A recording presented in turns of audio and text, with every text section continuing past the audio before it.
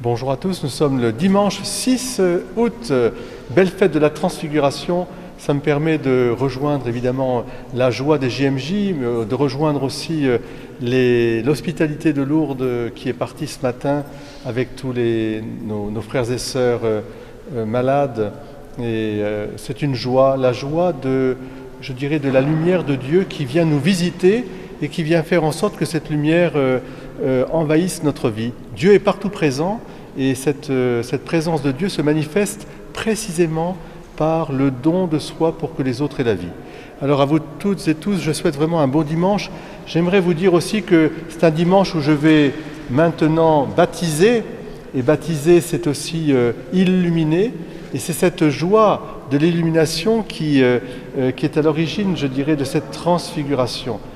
Jésus est transfiguré pour nous donner sa vie, cette vie qu'il donnera sur la croix.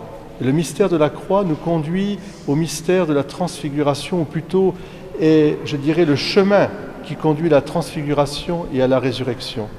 Alors en ce dimanche, j'aimerais aussi saluer mon frère jumeau et moi-même, nous avons été baptisés ce jour-là, je le dirai pendant l'homélie, mais j'aimerais insister beaucoup sur le fait que nous ayons une église qui soit une église de la transfiguration, c'est-à-dire une église de l'hospitalité avec Moïse et Élie où on s'accueille les uns les autres, une église où précisément nous puissions aussi vivre de cette joie de la foi qui est Dieu en nous et nous en Dieu.